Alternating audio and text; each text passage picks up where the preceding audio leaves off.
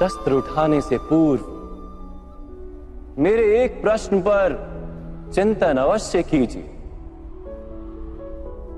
यदि मैं आपसे कहूं जो अश्वत्थामा मरा है वो वास्तव में आपका पुत्र नहीं, एक हाथी, तो क्या आपका जीवन आपको पुनः मधुर प्रतीत होने लगेगा? क्या आपका हृदय फिर से करुणा से भर जाएगा? यथार्थ कह रहे हैं वासुदेव। वास्तव में मेरे पुत्र की मृत्यु नहीं हुई।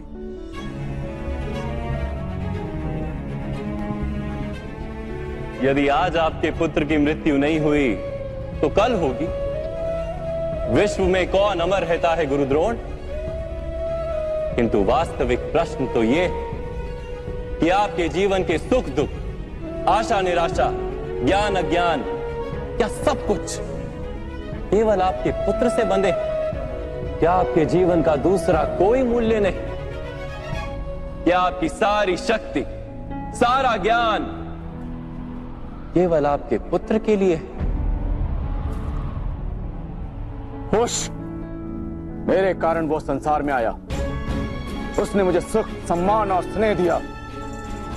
मेरे लिए जीवन में उससे अधिक महत्व का कोई नहीं। क्या प्रत्येक पिता अपने पुत्र से अधिक प्रेम नहीं करता? तो विचार कीजिए गुरुद्रोण, जिस पुत्र के प्रति आपको इतना अधिक प्रेम है, उसे वास्तव में आपने क्या दिया?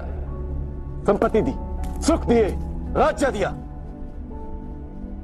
संस्कार दिए, विद्या दी, धर्म का ज्ञान दिया गुरुदेव। क्या आप उसे कुछ भी ऐसा दे पाए जिससे उसे आपके रक्षा की आवश्यकता ही ना?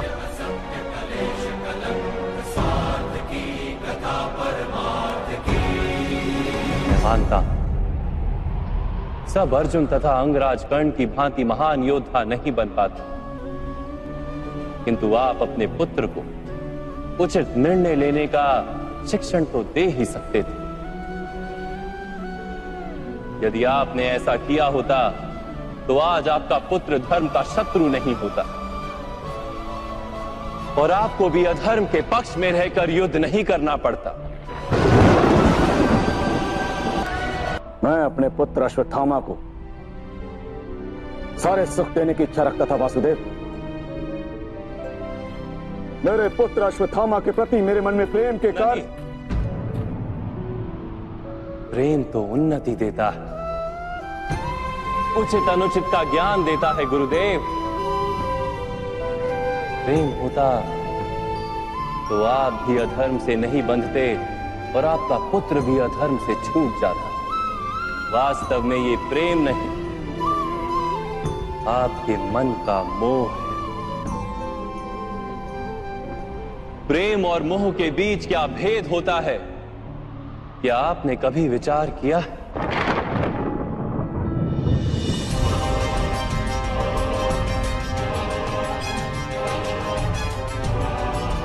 प्रेम से ही तो मोह का जन्म होता है वासुदेव।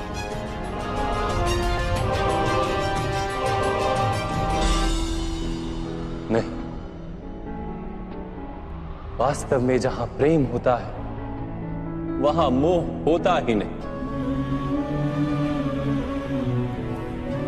प्रेम का जन्म करुणा से होता है और मोह का जन्म अहंकार से।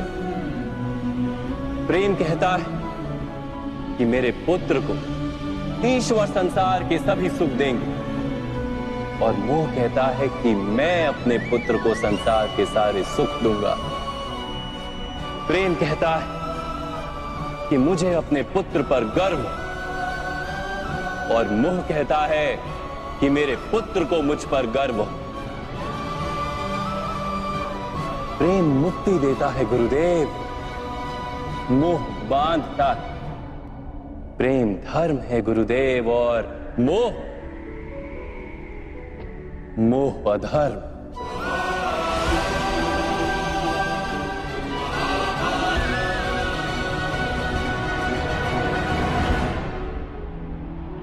आपने अपने पुत्र को आटे का घोल पीते देख अपनी साधना भंग कर दी थी। उसके स्थान पर अपने पुत्र को आटे के घोल से संतोष मानने की शिक्षा दी होती।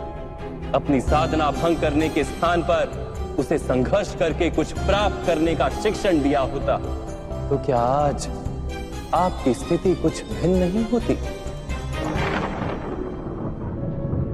अपने पुत्र का भविष्य उज्जवल बनाने के प्रयासों में आप उसके चरित्र को उज्जवल बनाना भूल ही गए।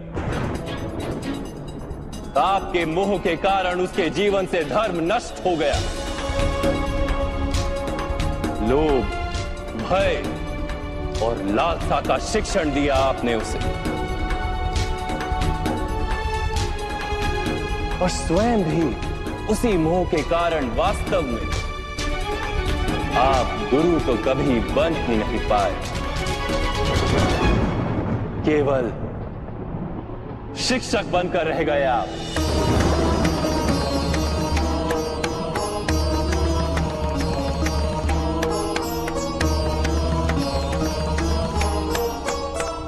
ऐसा क्यों कह रहे हैं वासुदेव?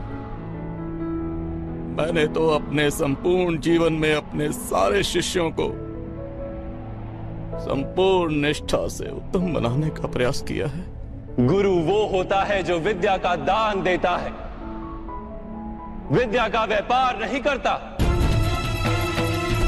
इसीलिए गुरु को अपने शिष्यों से दक्षिणा की आशा होती है, मूल्य की नहीं। किंतु आपने अपने अमूल्य ज्ञान का मूल्य निश्चित कर दिया। अपने ज्ञान के बदले में अपने शिष्यों से प्रतिशोध मांगकर आपने न केवल अपने जीवन में विष घोल दिया, अपितु अपने शिष्यों के जीवन में भी विष घोल दिया। और ये सब आपके मोह और अहंकार के कारण हुआ। आप गुरु नहीं हैं द्रोणाचार्य। जिस व्यक्ति के हृदय में अहंकार और मन में मोह तथा लालसा होती, उसके हाथों धर्म का कार्य तो हो ही नहीं सकता। इसलिए महर्षि भरद्वाज के पुत्र जैसे बाढ़ में डूबता हुआ व्यक्ति किसी वृक्ष को पकड़कर स्वयं की रक्षा करता है, वैसे ही इस अंत समय में धर्म को पकड़ लीजिए। आज समय है उचित निर्णय लेने का। मोह का त्याग कीजिए। मैं इसी क्षण आपके प्राण ले सकता हूं, किंतु मेरी इच्छा है कि आप जीवन में एक उचित निर्णय स्वयं लें।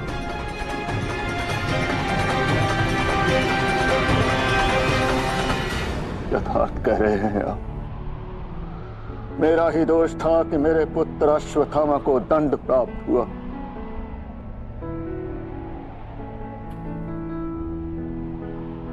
अब समय आ गया है कि मुझे भी दंड प्राप्त हो। मैं स्वीकार करने को सज्ज हूं।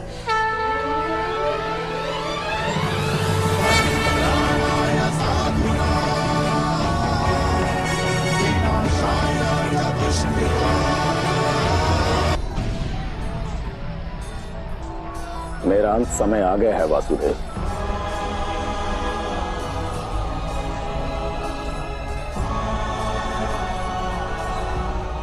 मैं आपको अंतिम प्रणाम करके अपने प्राण त्याग रहा हूं।